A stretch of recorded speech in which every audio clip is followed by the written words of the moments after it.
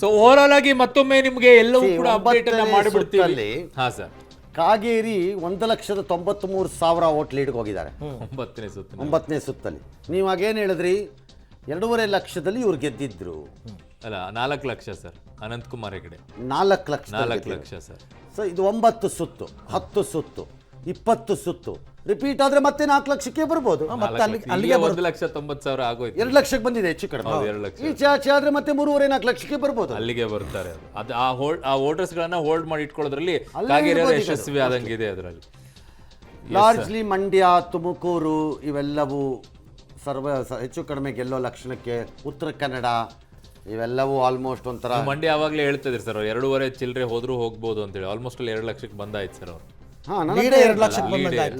Outer side ಅಲ್ಲಿ he might win even touching 2.5 ಅಂದೆ. ಆ ಹೋಗ್ತಿರೋ ಸ್ಪೀಡ್ ಅನ್ನೋದೇ ಕಾಣಿಸ್ತಾ ಇದೆ. 11ನೇ ಸುತ್ತಲ್ಲಿ ಇರೋದೀಗ. ಹೌದು, ಯು ಸ್ಟಿಲ್ ಹ್ಯಾವ್ ಒಂದು 6, 7, 8 ಇದೆ ಅಲ್ಲಿಗ. ಹೌದು.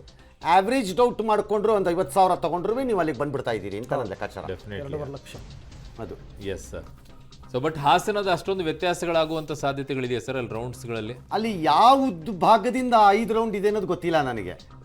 ಅದನ್ನ ನಮ್ಮವ್ರು ಹೇಳಿದ್ರೆ ಹೇಳ್ಬೋದು. ಅವಾಗ ಯಾವ ಭಾಗದಿಂದ ಬರಬೇಕಾಗಿದೆ ಇನ್ ಕೌಂಟಿಂಗ್ ಅನ್ನೋದಿದ್ರೆ ಗೊತ್ತಾಗತ್ತೆ, ಕ್ಲಿಯರ್ ಆಗಿ ಗೊತ್ತಾಗ್ಬಿಡುತ್ತೆ. ಗೊತ್ತಾಗ ಅದಕ್ಕೆ ಆ ಸಂಭ್ರಮಾಚರಣೆಗಳು ಆಯಾ ಪಕ್ಷಗಳಿಗೆ ಗೊತ್ತಾಗ್ಬಿಡುತ್ತೆ. ಗೊತ್ತಾಗಿರಬಹುದು, ಗೊತ್ತಿಲ್ಲ ನನಗೆ. ಅಲ್ಲ ಆ ತರ ಗೊತ್ತಾಗ್ಬಿಡುತ್ತೆ. ಅಲ್ಲ, ಕೆಲವರು ಉಡಾಪೆಗಳು ಅರ್ಲಿ ಇರ್ತಾರೆ, ತಡ್ಕೊಳಕ್ಕಾಗಲ್ಲ ಅವ್ರಿಗೆ.